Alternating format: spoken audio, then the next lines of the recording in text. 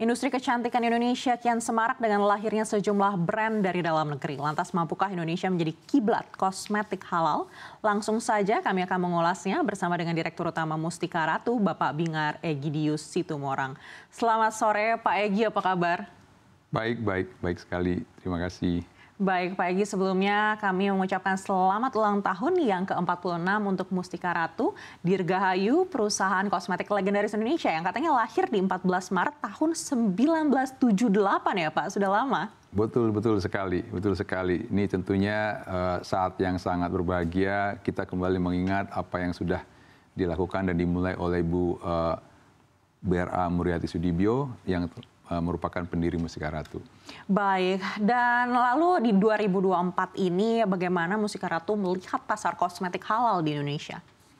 Ya, kosmetik halal di Indonesia kami percaya sudah besar dan akan terus bertumbuh. Seperti tadi sudah disampaikan, nilainya ada 4,19 miliar US dollars ya di tahun 2022. Dan akan berkembang terus sampai ke 2025 diperkirakan 8,2 miliar US dollars. Nah, tentunya perkembangan ini akan berjalan terus juga sampai kemudian ke depan didorong oleh banyak hal. Beberapa tentunya juga pertumbuhan penduduk di Indonesia yang meningkat cukup pesat juga dengan pertumbuhan produksi tersebut. Juga dengan kita lihat bahwa kesadaran terhadap produk-produk halal juga semakin meningkat gitu ya, sehingga orang bisa melihat bahwa produk halal itu ternyata kualitasnya lebih baik relatif dibandingkan yang lain, dan tentunya juga tren dari consumer behavior misalnya gitu yang semakin banyak juga menggunakan internet, dengan otomatis banyak juga melakukan pembelian melalui e-commerce, juga semakin banyak juga yang jadi reseller produk-produk beauty ya kan. Dan tentunya kita lihat juga nih ternyata setelah pandemi toko-toko offline kan sudah bisa buka dan beroperasi dengan bebas juga gitu. Jadi semua ini benar-benar memberikan peluang untuk produk kosmetik halal semakin berkembang di Indonesia. Baik, Bapak melihat seperti apa sih pangsa pasar untuk kosmetik halal dari Mustika Ratu di Indonesia? Ini tadi Bapak katakan ini memang penduduknya terus bertumbuh begitu, tapi kita tahu ada banyak kelas juga. Apakah ini sesuai dengan harapan dari industri halal Mustika Ratu? Iya, tentunya produk Mustika Ratu itu kan yang paling penting kan adalah kita selalu berusaha untuk stay relevan dengan konsumen yang ada saat ini ya. Jadi Mustika Ratu mempunyai konsumer yang loyal dari hampir 50 tahun yang lalu gitu ya.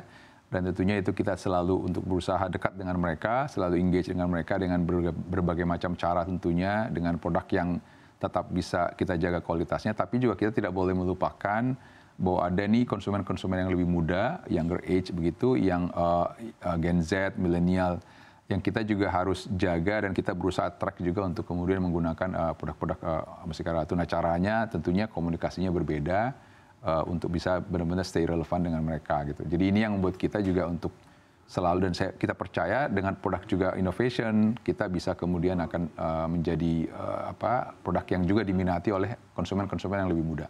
Baik, untuk kosmetik halal tentunya dibutuhkan bahan-bahan yang juga halal. Apakah bahan-bahan kosmetik ini seluruhnya bisa ditemukan di Indonesia? Ya, kalau kita lihat di beberapa literatur ya, sebenarnya kan di Indonesia ini banyak sekali, Indonesia itu merupakan negara yang biodiversity-nya itu kaya. Di nomor 2 terbesar setelah Brazil, dengan ada 30.000 spesies tumbuhan dan 6.000 itu adalah herbal, yang sebagian ada 1.000-an kalau salah itu produk disebut sebagai tanaman obat. Jadi boleh dikatakan kita kalau mengoptimalkan tumbuhan-tumbuhan tersebut ya kan, atau kekayaan alam ini, hayati ini untuk membuat produk, itu banyak sekali potensi yang kita bisa lakukan, dan ini yang kita banyak lakukan saat ini. Misalnya untuk produk lips kita atau Bitukin by Mustika Ratu contoh ya, itu kan menggunakan ekstrak dari biji moringa. Nah, ini kita maksimalkan untuk sebagian besar produk-produk kita. Nah, tentunya kalaupun ada nih bahan baku yang misalnya tidak bisa ditemukan di dalam negeri, tentunya yang pasti harus kita lakukan adalah kita mengecek sumbernya itu apakah mereka certified halal atau tidak sebelum kita nanti menggunakan dalam bagian dari produk kita gitu. Baik, lalu bagaimana strategi Emrat untuk bisa memperluas pasar dari produk-produk kosmetik halal ini? Ya, tentunya yang kita banyak lakukan, kan tadi sebutkan kita sudah di 34 negara ya. Sebenarnya di terakhir ini udah bertambah lagi Kalau by saat ini kita sudah di 43 negara sebenarnya karena ada banyak ekspansi yang kita lakukan lately termasuk di negara-negara Middle East. Nah, yang kita lakukan tentunya adalah pertama ini kita harus menjaga kualitas produk kita di account-account yang sudah ada ataupun dibayar-bayar di negara-negara yang sudah ada. Nah, kemudian dari mereka ternyata yang menarik adalah mereka memberikan referral.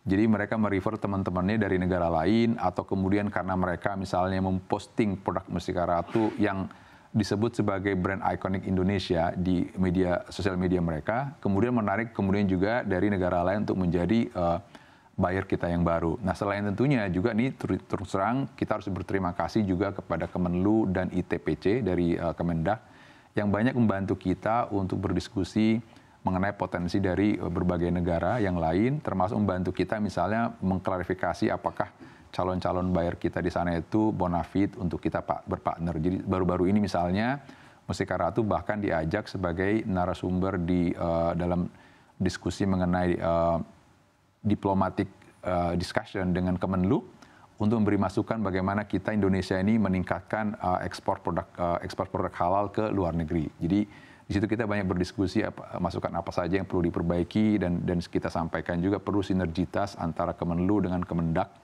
agar satu melakukan diplomasi katakanlah marketingnya produk-produk Indonesia, brand-brand Indonesia, tapi juga perlu ada trade negotiation karena ada barrier-barrier yang perlu dibuka yang nanti akan dibantu oleh pihak Kemendak dan bukan kaki tangannya, jadi yang banyak bantu di negara itu ITPC kan.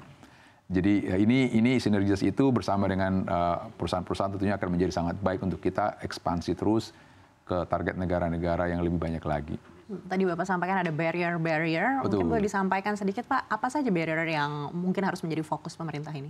Iya, barrier kan ada beberapa misalnya yang berhubungan dengan tarif ya, berhubungan dengan tarif atau juga barrier yang berhubungan dengan regulasi-regulasi dari negara tertentu, misalnya juga barrier yang berhubungan dengan misalnya forex ya kan, misalnya penggunaan karena negara kita ekspor ke negara yang tidak dibolehkan menggunakan US dollars transactions. Jadi kita harus mencari cara yang lain untuk gimana kita bisa tetap menjual ke buyer di sana tentunya melalui cara pembayaran yang lain. Juga misalnya hal logistik kan juga semakin sulit tidak semua mudah untuk kita capai atau kadang-kadang mahal sekali. Tapi kita juga harus melakukan berbagai cara dengan konsolidasi produk ekspor dengan produk yang lain barangkali dengan buyer yang ada di sini untuk kita bisa masuk ke beberapa negara tersebut. Jadi ada kalau saya ini ada berbagai ini sih, ada yang misalnya karena negaranya diembargo ya kan sehingga kemudian tidak mudah untuk kita langsung masuk, harus cari cara lain. Ada yang misalnya karena kebijakan cukai ya kan, kuota penggunaan US dollars ya, terus kemudian ada pajak impor yang sangat tinggi. Nah, hal seperti itu yang contoh barriernya untuk untuk kita bisa masuk ke negara. Tapi ya kita selalu ketemu sih cara solusinya tadi dibantu oleh Kemenlu dan juga Kemendak. Baik, bicara produk halal yang diekspor oleh Mustika Ratu, sebenarnya permintaannya sebesar apa sih Pak di luar? Apakah memang di negara-negara yang menjadi tujuan ekspor produk halal Mustika Ratu ini permintaannya cukup signifikan dibandingkan dengan di dalam negeri? Ya saat ini penjualan kita masih lebih banyak di dalam negeri sebenarnya, jadi masih lebih banyak di domestik. Tapi yang jelas penjualan ekspor kita itu semakin meningkat. Jadi peningkatannya bahkan di rate yang lebih tinggi daripada peningkatan penjualan dalam negeri. Nah, produk yang kita jual itu juga yang masuk dalam kosmetiknya, jadi personal care dan juga kosmetik atau dekoratif, itu peningkatannya juga besar. Juga selain itu produk-produk suplemen jamu suplemen atau herbal suplemen. Nah, itu peningkatannya juga tinggi sekali. Nah, produk-produk seperti misalnya personal care itu naiknya di mana? Jadi menariknya produk kita itu masuk ke Eropa Timur atau itu sebagian dari Eropa Selatan, itu permintaan di sana cukup tinggi. Nah, karena mereka melihat bahwa Indonesia kan dilihat sebagai negara yang eksotik ya. Jadi mereka selalu memasarkan produk itu, ini produk khusus iconic brand dari Indonesia yang negara yang eksotik itu. Jadi itu the way buyer kita di sana untuk memperkenalkan produk-produk Mustika Ratu, just good for us lah gitu kan. Jadi mereka melihat bahwa Mustika Ratu adalah brand yang memang bisa di image-nya adalah Indonesia banget, ya kan. Mungkin kalau yang lain kan lebih ke ya niru-niru produk-produk dari negara lain barangkali. Tapi kalau Indonesia kan karena rooted ke budaya Indonesia, bahkan didirikan oleh cucu dari apa namanya Keraton Solo gitu kan. Jadi benar-benar memang royal heritage-nya itu ada nyata gitu. Jadi yang tidak semua brand yang lain punya juga. Nah, jadi itu yang memang yang kita highlight juga dan di-highlight oleh para buyer kita, partner kita yang ada di sana gitu. Baik, kalau dilihat dari persentase, tadi Bapak sampaikan sudah ke 43 negara. Yes. Berapa besar kontribusinya dibandingkan dengan permintaan dari dalam negeri? Jadi kalau dari total, nih memang masih range-nya sekitar 10-11% dari total penjualan kita ya. Jadi masih di range seperti kayak gitu. Tapi yang penting kita lihat sebenarnya adalah peningkatannya tersebut, peningkatan yang signifikan ini yang buat kita lihat bahwa ini menjadi sangat penting dan menunjukkan bahwa sebenarnya potensi dari produk-produk Indonesia dalam termasuk produk Mustika Ratu ternyata di luar itu sangat besar. Itu menurut saya sih sangat penting, termasuk misalnya produk-produk seperti jamu ya atau produk-produk herbal. Itu misalnya di negara Afrika gitu ya atau salah satunya di Nigeria, itu produk yang berhubungan dengan wanita itu tinggi banget jualannya gitu di sana. Jadi bahkan sampai buyer dari sana itu seringkali datang langsung ke kantor kita untuk bilang, boleh nggak saya beli langsung, saya bawa nih, saya beli cash.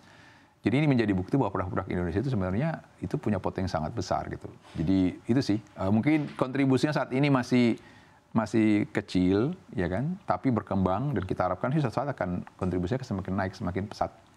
Baik, tadi Bapak sampaikan ada 43 negara yang menjadi tujuan ekspor produk halal Mustika Ratu begitu. Apakah negara-negara muslim seperti Malaysia, Brunei hingga Turki ini menjadi target pangsa pasar ekspor utama? Ya, jadi di Malaysia kita bahkan punya cabang sebenarnya. Jadi kita punya Mustika Ratu Malaysia, itu di antara semua target ekspor kita Malaysia terbesar kontributornya. Nah, karena memang kita punya cabang di sana. Jadi kita beroperasi di Malaysia full operation karena kita ada tim di sana, ada melakukan semua function dari company ya kan di sana. Nah, tapi selain itu tentunya di negara lain juga seperti saya katakan tadi, kita juga masuk ke negara-negara Middle East seperti Uni Arab Emirates ya kan, terus kemudian ke Saudi Arabia, bahkan juga ke negara-negara Afrika yang Nigeria yang kan yang majority Muslim juga, gitu. Bahkan ke Irak juga di bagian yang Kurdistan kita juga masuk tuh. Nah jadi betul, jadi target negara-negara tersebut memang adalah merupakan negara-negara yang menjadi target kita untuk ekspansi bisnis Mustika Ratu. Baik, dan apakah dengan berkembangnya industri kosmetik halal di Indonesia ini, Mustika Ratu melihat kita bisa menjadi kiblat kosmetik halal dunia? Nah ini yang menjadi diskusi waktu kita diskusi di Bandung tersebut dengan Kemenlu juga, karena kan ini menjadi topiknya adalah bagaimana kita untuk sampai ke sana gitu kan, bagaimana kita untuk menjadi kiblat dari industri halal di dunia, ya tentunya sesuai dengan industri kita. Saya itu mewakili industri kecantikan dan kesehatan, jadi ada juga yang lain mewakili makanan misalnya. Jadi memang kita diskusinya di sana adalah potensinya ada, tapi tentu perlu sinergi antara semua pihak. Ya, perlu sinergi antara perusahaan swasta tentunya yang punya brand, tapi juga harus dibantu oleh pemerintah. Dalam hal ini terutama Kemenlu dan Keperdagangan. Jadi ini yang kita bahas, perlunya sinergi dalam arti pendekatan Indonesia Incorporation, sehingga kemudian nanti pada saat brand tampil di negara lain, itu juga hal-hal yang tadi kita sampai diskusikan tadi mengenai barrier-barrier itu kan harus dikurangi. Sehingga dengan demikian brand bisa masuk dan tampil di negara lain, tapi juga tentunya harus ada margin, harus ada keuntungan juga dalam kita melakukan kegiatan ekonomi tersebut. Nah, ini yang sebenarnya salah satunya juga barangkali kan Indonesia bisa juga berkolaborasi dengan organisasi muslim di sana, misalnya seperti MUI-nya negara lain, sehingga itu barangkali bisa menjadi juga batu loncatan untuk kita juga engage dengan local muslim community di negara-negara target ekspor tersebut itu. Jadi itu ada beberapa poin yang kita sampaikan, intinya adalah sinergi antara semua pihak untuk benar-benar itu terjadi. Untuk kita benar-benar menjadi negara utama industri ekspor halal.